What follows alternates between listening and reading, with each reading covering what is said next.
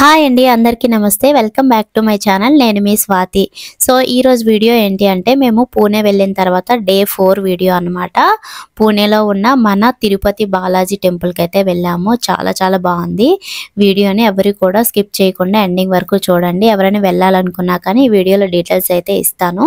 So వీడియోని అయితే continue చేద్దాము. ఇది వచ్చి డే 4 వీడియో అన్నమాట. ఆల్రెడీ 3 వీడియోస్ అప్లోడ్ చేశాను. ఛానల్లో ఉంటాయి, చెక్ చేయండి. అలాగే డిస్క్రిప్షన్లో కూడా ఇస్తాను, ఒకసారి చెక్ చేయండి. అలాగే కొత్త వాళ్ళు ఎవరైనా నా ఛానల్ని ఫస్ట్ టైం చూస్తున్నట్లయితే ఛానల్ని సబ్స్క్రైబ్ చేసుకొని సపోర్ట్ చేయండి. సో ఈ రోజు అయితే మనం బాలాజీ టెంపుల్ని దర్శించుకుందాం పదండి. సో మేమైతే హండీవాడి నుంచి స్టార్ట్ అయ్యాము. పూణేలో హండీవాడి అనే ప్లేస్ నుంచి స్టార్ట్ అయ్యాము. హండీవాడి నుంచి సాసువాడి మీదుగా వెళ్ళాము. ఈ టెంపుల్ వచ్చేసి నారాయణపూర్ అనే విలేజ్ లో ఉంటది. అక్కడ ప్రతి బాలాజీ మందిర్ అని అంటారంట ఈ టెంపుల్ ని. సో మేమైతే మార్నింగ్ 8 o'clock ఇలాగ స్టార్ట్ అయితే 9 అయ్యేసరికి అయితే వెళ్ళిపోయాము. ఇంకా టెంపుల్ కి ఒక 3-4 kilometers ముందు నుంచి కూడా మొత్తం రోడ్డు రెండు వైపులా కూడా మంచి ఫ్లవర్స్ తో రోడ్డు ఉంటది అనమాట. ఫ్లవర్స్ మనకి ఎలా అంటే గార్డెన్ లా ఉంటది. రోడ్డుకి రెండు వైపులా కూడా చాలా అందంగా ఉంటది. ఆ వ్యూ అయితే మాత్రం చాలా బాగుంటది. అంతేకాకుండా ఇంకా వర్షాకాలంలో వెళ్తే ఇంకా బాగుంటదంట. మేమైతే ఇక్కడికి వచ్చేసాము. పార్కింగ్ ఏరియా అనమాట ఇది. ఇంకా పార్కింగ్ ఏరియా చాలా పెద్దగా ఉంది. అలాగే చార్జెస్ ఏమి ఉండవు పార్కింగ్ కి. ఇంకా టెంపుల్ వచ్చేసి ఇలా మనం స్ట్రైట్ గా వెళ్తే టెంపుల్ ఉంటుంది. సో మేమైతే ఇంకా అలా 1 hour జర్నీ చేసాము. దగ్గరే అనిపించింది. ఎవరైనా పూణే వెళ్ళాలి అనుకుంటే ఇంతకుముందు వీడియోస్ కూడా చెప్పాను అనమాట. మన తెలుగు రాష్ట్రాల నుంచి వెళ్ళాలనుకుంటే డైరెక్ట్గా మనం పూణే ట్రైన్ జర్నీ చేసుకోవచ్చు. ట్రైన్ జర్నీ చేసిన తర్వాత ఇంకా స్టేషన్లో దిగిన తర్వాత అక్కడి నుంచి మీకు ఈ నారాయణపూర్ ప్లేస్కి అయితే బస్సెస్ అవైలబుల్ ఉంటాయి. క్యాబ్స్ కూడా అవైలబుల్ ఉంటాయి. ఎవరైనా వెళ్ళాలి అనుకుంటే వెళ్ళండి. పూణే నుండి సుమారుగా 50 kilometers దూరంలో అయితే ఉంటదన్నమాట. నారాయణపూర్ అనే విలేజ్ లో ఈ టెంపుల్ అయితే ఉంటుందన్నమాట.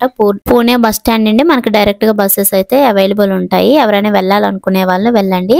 మేము ఇక్కడ వెంకటేశ్వర స్వామి నామాలు అయితే అందరం పెట్టించేసుకున్నాము. తర్వాత ఇంకా టెంపుల్ లోపలికి అయితే వెళ్తున్నాము. ఇక్కడ క్లైమేట్ అది చాలా బాగుంది. నేచర్ అయితే గ్రీన్ గా చాలా బాగుంది అనమాట. చాలా ప్రశాంతమైన వాతావరణం. తర్వాత ఇదిగోండి ఇక్కడ మనకి వెళ్తుండగా లెఫ్ట్ సైడ్ లో కొన్ని షాప్స్ వరుసగా ఉంటాయి, కొన్ని రూమ్స్. ఇక్కడ ఏంటంటే చెప్పులు పెట్టుకోవాలి. ఫస్ట్ మనం చెప్పులు ముందుగానే తీసేసి అక్కడ పెట్టుకోవాలి. ఇక్కడ చార్జెస్ ఏమీ ఉండవు. తర్వాత వచ్చేసి ఆ నెక్స్ట్ ఈ రూమ్ ఏంటి అంటే అక్కడ snacks, drinks, light snacks, light food అలాంటివి దొరుకుతాయి అన్నమాట. ఇంకా ఆ నెక్స్ట్ ఒక షాప్ లాంటిది ఉంటుంది. అక్కడ ఏంటంటే మనకి కెమెరాస్, ఫోన్స్ అవి ఏమి లోపలికి ఎలా ఉండవు కాబట్టి ఇంకా అక్కడ మనం విడిచిపెట్టేసి లోపలికి వెళ్ళాల్సిందే. ఇప్పుడు నేను మీకు చూపిస్తాను. ఇదిగోండి ఇక్కడ కెమెరా సింబల్తో ఉంది కదా బోర్డు. ఇక్కడ మనం కెమెరాస్ కానీ మొబైల్స్ కానీ అన్నీ కూడా అక్కడ పెట్టేయాలి.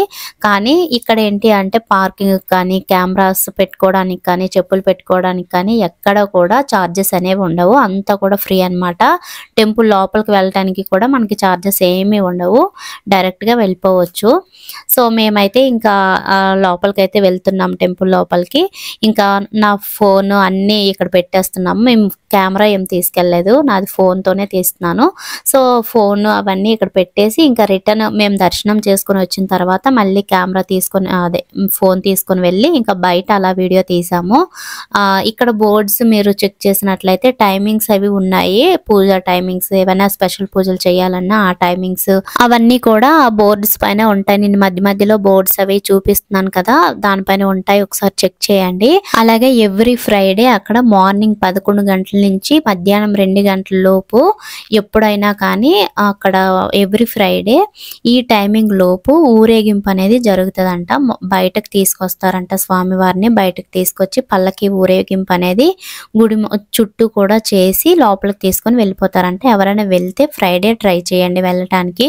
ఈ గుడి లోపల విగ్రహం అయితే సేమ్ బాలాజీ తిరుపతి వెంకటేశ్వర స్వామి టెంపుల్ లాగానే ఉంది. మొత్తం టెంపుల్ గోపురం కూడా చాలా అందంగా ఉంది.